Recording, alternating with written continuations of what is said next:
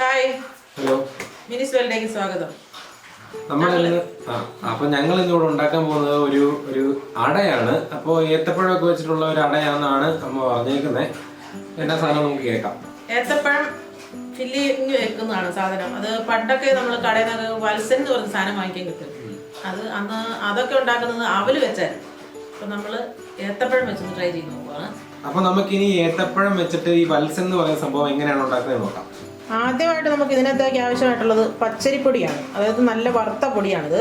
പിന്നെ ഏലക്കാപ്പൊടി, ശർക്കര ഉരുക്കിയത്, തേങ്ങ ചിരകിയത്, ഏത്തപ്പഴം നുറുക്കിയത്, ഇത്രയും സാധനങ്ങൾ വേണം. കൂടാതെ നമുക്കിത് ഉണ്ടാക്കാനായിട്ടുള്ള ആവശ്യമുള്ള ഇലയാണിത്. ഈ ഇലയ്ക്കകത്ത് മടക്കിയാണ് സാധനം നമ്മൾ ഉണ്ടാക്കുന്നത്. അടുപ്പത്ത് വെച്ച് നമുക്ക് ഈ മാവ് ആദ്യം ഒന്ന് വാട്ടി കുഴച്ചിടും. ഈ വെള്ളത്തിന് ആവശ്യം വെച്ചാൽ ഉപ്പ് ഇട്ട് കൊടുക്കാം. ഈ വെള്ളത്തിനകത്തേക്ക് നമുക്ക് ശകലം നെയ്യ് ചേർത്ത് കൊടുക്കാം. നെയ്യോ അല്ലെങ്കിൽ ശകലം വെളിച്ചെണ്ണ ചേർത്ത് കൊടുത്താലും മതി. എന്ന് വെച്ച് കഴിഞ്ഞാൽ മാവ് നല്ല സ്മൂത്തായിട്ട് കിട്ടാൻ വേണ്ടിയാണ് ചേർക്കുന്നത്. ഒരു പാൻ അടുപ്പത്ത് വെച്ച് അതിനകത്തേക്ക് ശകലം നെയ്യ് ഒഴിച്ചു കൊടുക്കുക. എന്നിട്ട് നമുക്ക് ഈ ഏത്തപ്പഴം നുറുക്കിയത് അതിനകത്തേക്ക് ചേർത്ത് കൊടുക്കാം. ഇത് ചെറുതായിട്ടൊന്ന് വഴന്ന് വെന്ത് വരണം. എന്നിട്ട് വേണം നമുക്ക് ബാക്കിയുള്ള തേങ്ങയും ശർക്കരയൊക്കെ ചേർക്കാനായിട്ട്. ഇത് ലോ ഫ്ലെയിമിലാക്കിയിട്ട് ഒരു കുറച്ച് സമയം ഒന്ന് മൂടി വയ്ക്കാം, ഒന്ന് വെന്ത് കിട്ടാൻ വേണ്ടിയിട്ടാണ്. ഈ തിളച്ച വെള്ളത്തിനകത്തേക്ക് കുറേശ്ശെ മാവ് ചേർത്ത് കുഴച്ചെടുക്കാം.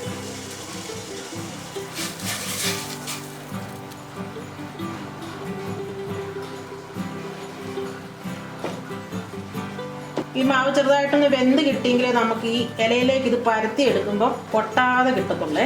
അല്ലെങ്കിൽ ചിലപ്പോൾ അത് ഇങ്ങനെ വിളുമ്പൊക്കെ ഇങ്ങനെ പൊട്ടി പൊട്ടി വരുന്ന പോലെ വരും. മാവ് നല്ല പരുവത്തിന് നമ്മൾ കുഴച്ചെടുത്തിട്ടുണ്ട്. ഇനി ചെറിയ കുറച്ച് നേരം ഒന്ന് അടച്ചു വെക്കാം. ഈ ഏത്തപ്പഴം ഒരുപാട് പഴുത്തതാവല്ലോ കേട്ടോ, എന്നാലും അപ്പടി കുഴഞ്ഞിരിക്കുവേ.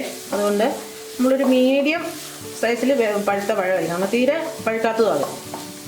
അങ്ങനെയാണെങ്കിൽ അത്ര നല്ല ടേസ്റ്റായിട്ട് നല്ല സോഫ്റ്റ് ആയിട്ടിരിക്കത്തുള്ളൂ. ഇനി നമുക്കിത് വേറൊരു പാത്രത്തിനകത്തോട്ട് മാറ്റാം. ഈ ശർക്കര നമ്മൾ നേരിട്ട് ഇതിനകത്തേക്ക് ചേർത്ത് കഴിഞ്ഞ് കഴിഞ്ഞാൽ ചീകി ഇടുമ്പോൾ അതിനകത്തുള്ള കല്ലോ പൊടിയോ ഒക്കെ ഉണ്ടെങ്കിൽ അതിനകത്ത് നമുക്ക് കടിക്കും. അത് കാരണമാണ് ഞാനിത് ഉരുക്കിയെടുത്തേക്കുന്നത്. ഈ ഉരുക്കിയെടുത്ത ശർക്കര നമുക്ക് ഈ പാത്രത്തിനകത്തോട്ട് ശകലം ചേർത്ത് കൊടുത്തൊന്ന്. ഇനി ഇതിനകത്ത് ബാക്കി തേങ്ങാപ്പീരയൊക്കെ നമുക്ക് ഇതിനകത്ത് ചേർത്ത് കൊടുക്കാനുള്ളതാണേ. ശർക്കര നമുക്ക് ചേർക്കണേ ഉള്ളതെന്ന് വെച്ചാൽ നമുക്ക് നന്നായിട്ട് മധുരം ഇഷ്ടമുള്ളവരാണെങ്കിൽ ഇച്ചിരി കൂടുതൽ ശർക്കര ചേർത്താലും കുഴപ്പമൊന്നുമില്ല. ഒരു മീഡിയം മധുരം മതി എന്നുണ്ടെങ്കിൽ അതനുസരിച്ചുള്ള മധുരം ചേർക്കാവുള്ളൂ കേട്ടോ. തേങ്ങാപ്പീര് ചേർക്കാവേ.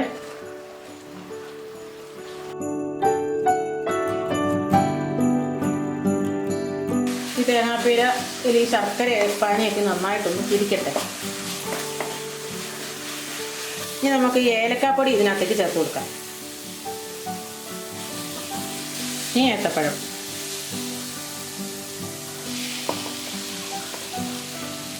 അപ്പോൾ നമ്മുടെ അടയിലേക്ക് ആവശ്യമായിട്ടുള്ള ഫില്ലിങ് ഇവിടെ റെഡി ആയിട്ടുണ്ട്. തീ ഓഫ് ചെയ്യാം. ഇനി നമുക്ക് നമ്മുടെ മാവ് നന്നായിട്ട് കുഴച്ചെടുക്കാം. ചെറിയ ചൂടൊക്കെ ഉണ്ട് കേട്ടോ, കൈ കൊള്ളാൻ ശ്രദ്ധിക്കണേ. പാകത്തിനുള്ള ബോൾസ് തയ്യാറാക്കി എടുക്കാം. ഓരോന്നോരോന്ന് നമുക്ക് പരത്തി എടുക്കാനുള്ളതാണ്. നമുക്ക് ഈ അട ഇനി പരത്തി എടുക്കാം. സാധാരണ പരത്താനായിട്ട് ശകലം ബുദ്ധിമുട്ടാണ്. നമ്മൾ കൈ കൊണ്ട് പരത്തി എടുക്കാൻ പാടില്ല. അതുകൊണ്ട് നമുക്കൊരു എളുപ്പ വഴിയുണ്ട്. ആദ്യം ഒരു പ്ലേറ്റ് എടുത്ത് വെച്ചിട്ട് അതിൻ്റെ മീതെ ഒരു ഇല വെച്ച് പിന്നെ നമുക്ക് ഈ പരത്താനുള്ള ബോൾസ് എടുത്ത് വെക്കാം. പിന്നെ നമുക്ക് ഒരു ഇലയിൽ സ്വല്പം എണ്ണ തൂത്തെടുക്കണം. എന്നിട്ട് ആ ഇല എടുത്ത് ഇങ്ങനെ കമത്തി വെക്കുക. അതിനുശേഷം നമുക്ക് വേറൊരു പ്ലേറ്റ് കൊണ്ട് പുറത്ത് വെച്ച് ഞെക്കി പരത്തി എടുത്താൽ മതി. പരന്നൊന്ന് നമുക്ക് നോക്കാം.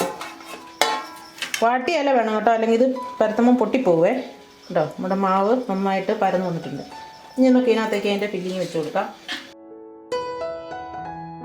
നേരെ പകുതി വീതം മുടക്കിയാൽ മതി. ഈ സൈഡ് ചെറുതായിട്ട് ചുരുട്ടി വെക്കുക, ഈ സൈഡും വെക്കുക. നടുക്ക് ലോക്ക് ചെയ്യണ പോലെ ഇങ്ങനെ ഒന്നുകൂടെ മുടക്കുക.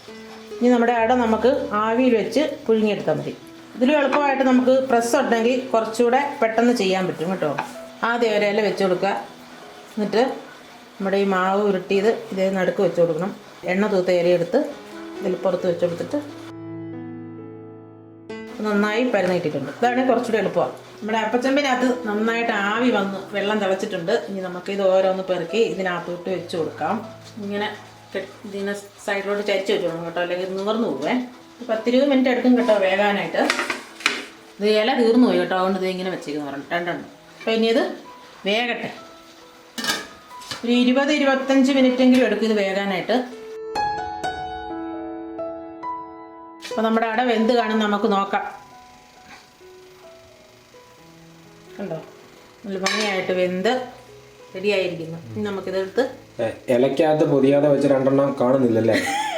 അത് വെന്തോ നോക്കിയത് തീർന്നു പോയി. അടിപൊളി അട ഇവിടെ റെഡി ആയിട്ടിട്ടുണ്ട്. ഹായ്, നല്ല സ്മെല്ലൊക്കെ വരുന്നുണ്ട് കേട്ടോ. അതെല്ലാവരും ഒന്ന് ട്രൈ ചെയ്യണം. ഇത് വൈകുന്നേരത്തെ സ്നാക്ക് നോക്കണ്ട, എപ്പോൾ കണ്ടാലും നമ്മളത് കഴിക്കും. അത്രയ്ക്കും നല്ല ടേസ്റ്റുള്ള സാധനം ഇത്.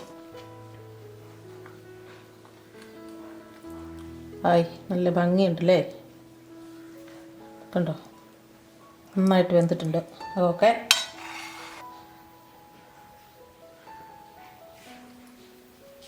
അപ്പൊ നമ്മുടെ അട ഇവിടെ റെഡി ആയിട്ടുണ്ട്. ഇനി കഴിച്ചു നോക്കാൻ പോകട്ടോ. അടിപൊളിയാവും. നമ്മൾ ശർക്കരയും തേങ്ങയും തന്നെ ചുമ്മാ മിക്സ് ചെയ്ത് കഴിച്ചറിയാം നമുക്ക് എന്നാ രുചിയുണ്ടെന്ന്.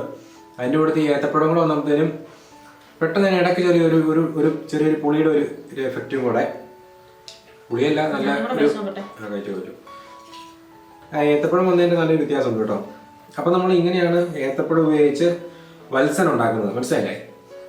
അടിപൊളി. അപ്പൊ നമ്മൾ ഇന്ന് നല്ലൊരു ഇലയട ഉണ്ടാക്കി. നമ്മൾ ഏത്തപ്പഴമൊക്കെ വെച്ച് അതിന്റെ ഫില്ലിംഗ് ഒക്കെ ഉണ്ടാക്കിയിട്ട് നല്ല അടിപൊളി ഇലയടയാണ് ഉണ്ടാക്കിയത്. അപ്പൊ നമ്മൾ ഇന്ന് ഉണ്ടാക്കിയ ഇലയട എല്ലാവർക്കും ഇഷ്ടപ്പെട്ടെങ്കിൽ തീർച്ചയായിട്ടും വീഡിയോ ലൈക്ക് ചെയ്യാനായിട്ട് മറക്കില്ല കേട്ടോ. പിന്നെ സബ്സ്ക്രൈബ് ചെയ്യാനും മറക്കരുത്. ഓക്കെ, അടുത്ത ദിവസം നമുക്ക് മറ്റൊരു വിഭവമായിട്ട് കാണാം. ബൈ. അപ്പൊ ശരി, ഓക്കെ.